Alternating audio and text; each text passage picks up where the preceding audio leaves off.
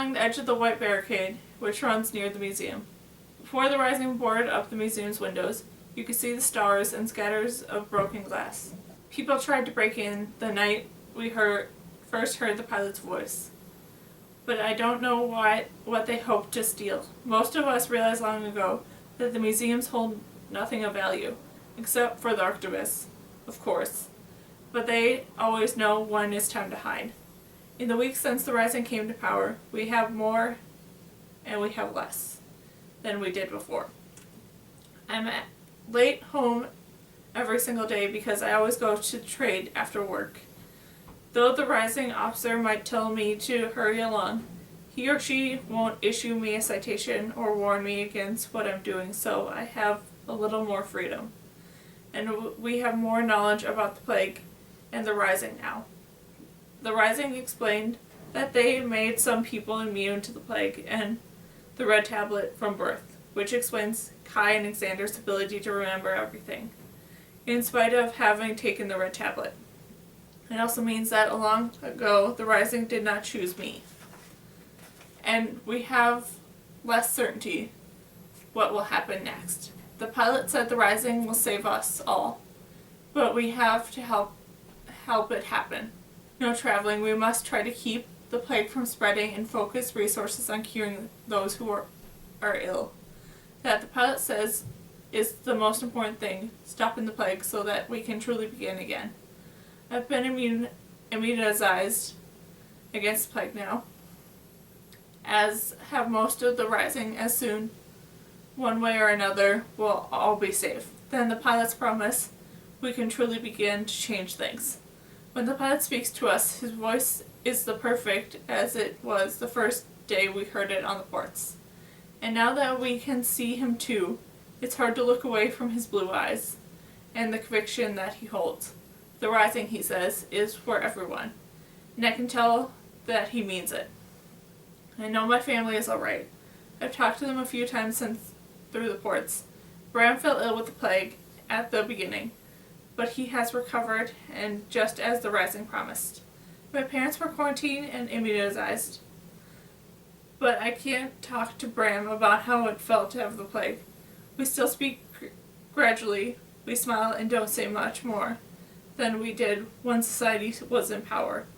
We aren't quite sure who can hear us now. I want to talk without anyone listening. The Rising has only facilitated communication between immediate family members. According to the Rising, the matches of those too young to have celebrated their contract no longer exists, and that the Rising doesn't have time to track down individual friends for every person.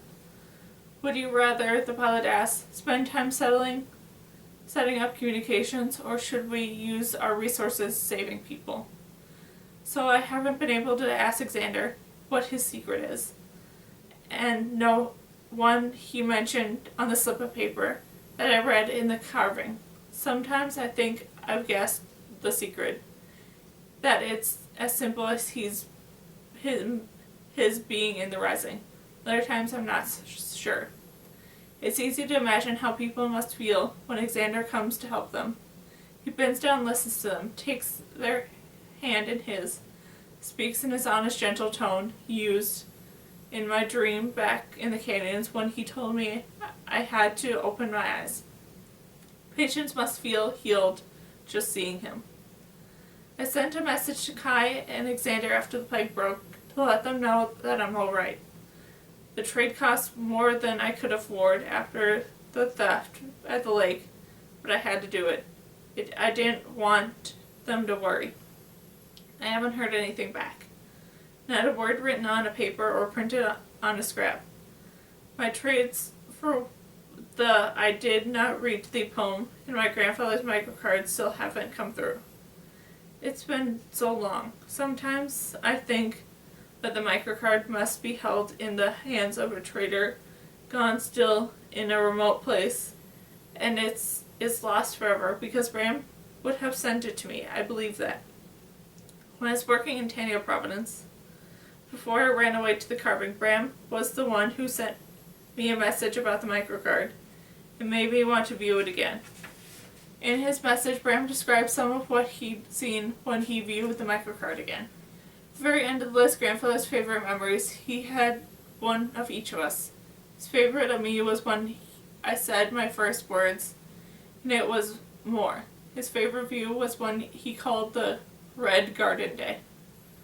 Back in Tanya, I convinced myself that grandfather had made a small mistake. What he had meant was Red Garden Days, plural. Those days in the spring and summer and autumn when we sat talking outside his apartment building. But lately I've been convinced that that is not the case. Grandfather was clever and careful. He had listed the Red Garden Day, singular, as his favorite memory of me.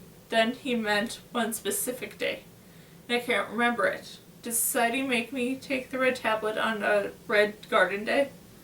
Grandfather always believed in me. He's the one who first told me about not to take the green tablet, and I didn't need it. He was the one who gave me the 2 poems, the Thomas one about not going gentle, the Tennyson one about crossing the bar and seeing the pilot. I still don't know which one grandfather meant for me to follow, but he did trust me with both. Someone waits outside the museum, a woman standing forlornly in the gray in the spring afternoon, and has not yet decided to reign. I want to find out more about the glorious history of Central, she says to me. Her face is interesting, one I know if I saw her again. Something about her reminds me a little of my own mother. This woman looks hopeful and afraid, as people often do when they come here for the first time. Word has spread about the archivists. I'm not an archivist, I say, but I am authorized to trade with them on your behalf. Those of us who have been sanctioned to trade with archivists now wear thin red bracelets under our sleeves, and we can show people who approach us. The traders who don't have the bracelets don't last long, at least not at the museum meeting place. The people who come here want security and authenticity. I smile at the woman, trying to make her feel at ease, to take a step closer so that she can better see the bracelet. Stop, I say, and I freeze. I'm sorry, she says, but I noticed that you were about to step on this. She points to the ground, a letter written in the mud. I didn't leave it. My heart leaps. Did you write this? I ask. No, she says. You see it too? Yes, I say. It looks like an E. Back in the carving, I kept thinking I saw my name, when it wasn't true until I found the tree where Kai had carved for me. But this is real, too. A letter written deep in the mud along the string, rough strokes. I thought of the person who wrote it also wanted to communicate intent, purpose, Eli. His name comes to mind, although as far as I know, he never learned to write. Eli's not here, even though this is where he grew up. He's beyond the outer Providence, all the way in the mountains by now. People are watching, I think. Maybe they, too, will put their hands on the stone. Someone can write, the woman says, sounding odd. It's easy, I tell her. You have to shape the things right before you.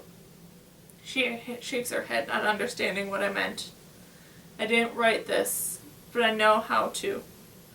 I tell her, you look at the letters, make them in your hands. All it takes is practice. The woman looks worried. Her eyes are shadowed, and there's something restraining about the way she holds herself, something tense and sad. Are you all right? I ask her. She smiles. She says the answer that we grew accustomed to giving society. Yes, of course I am. I look out towards the dome of the city hall and wait. If she wants to say something, she can. I learned from watching first Kai and then the archivists. If you don't walk away from someone's silence, they might speak. It's my son, she says quietly. Ever since the plague has come, he hasn't been able to sleep. I tell him over and over again that there's a cure, but he's afraid of getting sick. He wakes all night long, even though he's been immunized. He's still afraid. Oh no, I say. We are tired, the woman says. We need green tablets, and many as this will purchase. She holds out a ring with a red stone in it. How and where did she find it? I'm not supposed to ask, but if it's authentic, it will be worth something. He's afraid, and we don't know where else to do. I take the ring. I've seen more and more of this since the Rising took away the tablets and containers the Society had given us. Though I'm glad to see red and blue tablets gone, I know there are people who need green, who have been having a hard time going without. Even my mother needs it once. I think of her, bending over my bed when I couldn't sleep. It sends an ache through me and reminds me of how she used to lull me to sleep with the deception of flowers. Queen Anne laces, she says in a soft little voice. Wild carrot. You can eat the root with when it's young enough. The flowers are white and lacy, lovely like stars. Once the Society sent her out to the flowers in one province, they wanted her to look at the row crop and they thought people might be using for food. As part of the rebellion, my mother told me how the Granny Province there was an entire field of Queen Anne lace, and how in other provinces she saw a field of different white flowers, even more beautiful. My mother talked to the growers who'd cultivated the fields. She saw the fear of discovery in their eyes, but she did her job. She reported them to Society because she wanted to keep my family safe. And Society let her remember what she'd done. They didn't take that memory. My mother spent her life growing things. Could the Red Garden Day memory grandfather talked about have something to do with her? The spring breeze cuts around me, cheering the last of the old leaves from the branches and from the bushes. Pulls my clothes, and I imagine that if it took them from me, the last of my papers would soar out in the world, and I know that it's time for me to stop holding certain things so close. The woman has turned to look at the direction of the lake, the long stretch of water glittering in the sun. Water, river, stone, sun. Perhaps this is what Kai's mother would have sung to him as she painted on the rocks in the outer province. I press the ring back into the woman's hand. Don't give him the tablets, I say. Not yet. You can sing to him. Try that first. What, she asked, looking at me in genuine surprise. You could sing to him, I say. It might work. And then her eyes open a little wider. I could, she says. I have music in me. I always have. Her voice sounds almost fierce. But what words would I sing? What would Hunter back in the farmer settlement have sung to his child, Sarah, who died? She believed in things that he did not. So what would he have said that could bridge the gap between belief and unbelief? What would Kai sing? I think of all the places we've been together, all the things we've seen. Wind, over hill, under a tree, past no border no one can see. I wonder, standing there on the steps with a mother of sleepless child, something that I've wondered before once I first reached the top of the hill. Was there someone for him to see? Was there a stolen touch before he found himself again at the bottom of the hill? With those stones to push, did he smile to himself as he set again to rolling it? I've never written a song, but I have started a poem before, and I could not finish. It was for Kai, and it began, I climbed the dark for you. Are you waiting in the stars for me? Here, I say, and I pull a charred stick from my sleeve and paper from my wrist. I write carefully, and no words have come to me so easily that I can make a mistake in writing them out, or I'll have to go to the archivist for more paper. And I have a poem in my head right now, so I quickly write out of fear I might lose some of it. I always thought my first finished poem would be for Kai, but this seems right. The poem is between two of us, but also for others. It It's about the places you find someone you love. New rose, old rose, Queen Anne lace, water, river, stone, and sun. Wind over hill, under tree, past the border none can see. Climb into the dark for you. Will you wait in the stars for me? I've turned over one of the beginnings and wrote Kai into the ending. I've written something all the way through. After a moment of hesitation, I write out my own name at the bottom of the page as the author. Here, I say, you can put music behind it and it will be your own. It stakes me that this is the written anything is really the collaboration between you who gives these words and they who take them, and finding meaning in them, or put music behind them, or turn them aside and because they are not what they needed. She does not take it at first. She thinks she has to offer me something in return. That at that moment I realized that the idea I had about trading art was all wrong. I'm giving this to you for your son, I say. From me, not from the archivist. I'm not as a traitor. Thank you, the woman says. This is very kind. She seems surprised and gratified, and slides the paper up into her sleeve, imitating me. But if it does not work, she begins, then come back, I say. And I'll give you the green tablets for you. After I leave the woman, I make my way to the archivist's hiding place, and I see that they have more work for me to check on my things. After the theft of my belongings, I ask the archivist to store my case for me and keep it somewhere back in the hidden room, one I have never even seen. Only a few archivists have keys. They bring out my case and look inside. One's filled with priceless pages. My case only holds a roll of paper from the port, pair of society-issued shoes, the white shirt that was once part of my official uniform, and the royal silk dress I wore when I had thought I would see Kai at the lake. The poems I had kept with me always.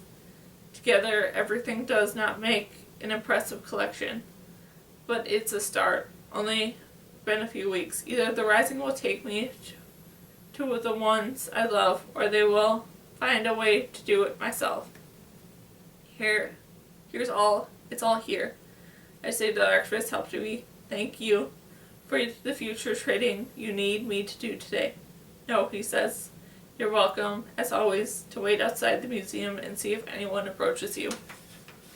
I nod. If I hadn't talked to the woman out in the trade earlier today, I'd be on my way to another item for my collection. I tear off the long strip and port paper from the roll of wrap it around my wrist, under my plain clothes. Will be all, I say to the archivist. Thank you. I hear the archivist catch my eye and come from the shelves. She shakes her head. Not yet. My poem and the microcards still have not come through. Sometimes I wonder if I heard archivist is the real pilot, steering us in the waters of our own wants and needs, and helping us come out of safety in little boats filled with different things for each person. The items we need to begin our true lives, right lives. It's not impossible. What better place to run a rebellion than down here? When I climb the steps and emerge above the ground, I smell the grass coming up and feel the night coming down. Back in the city, I'm not sure what I can do. I held on to the poem for so long. Perhaps I'm spending and giving too much now. But the biggest regret are from saving and holding back. I keep my poems too long, and they were stolen. I never thought Alexander or Bram to write. Why didn't I think to do that? Bram and Alexander are smart. They could learn on their own, but sometimes it's good to have someone to help you in beginning. I crept out of the dark and unrolled a spool of paper from my wrist. I draped the paper along the smooth, cold metal surface of one of the benches in the green space, and then I write, pressing down carefully with a sharpened stick. They're so easy to make for you now how to dip the branches into the incinerator. When I finish, my hands are black and cold. My heart feels red and warm. The branches of the tree hold out their arms and drape the paper over them. The winds move gently, and it seems the trees cradle words as carefully as my mother would a small child. As carefully as Hunter held Sarah as he carried her to the grave in the carving. In the white lights of the street lamps, it feels that this green space might only live in a high flight of imagination or the depth of a dream. I wonder if I will wake up and find it all gone. Those paper trees and this white night. My dark words writing for someone to read. I know Kai will understand why I have to write this. Why there is nothing else that would suffice. Do not go gentle into the good night. Rage, rage against the dying of the light. Even if society sympathizers would take them down, he would see words and he'd pull papers from trees. Even if he burns them, they will have slipped through his fingers on the way to the fire. The words will be shared no matter what. Good men, the last wave by, crying how bright their frail deeds might have danced in the green bay, rage against the dying of the light. There are many of them in the words, I think, good men and women with fragile deeds wondering what might have been, how things might have danced, or if had only dared to be bright. I have been one of them. I unwind more paper and see the line. Wild men who caught and sang in the sun in flight. I weave the paper through the branches, a long loop up and down, my knees bending, my arms above my head. I look like the girl I saw once in the painting of the cave. There is rhythm in this, and keeping of time. I wonder if I'm dancing.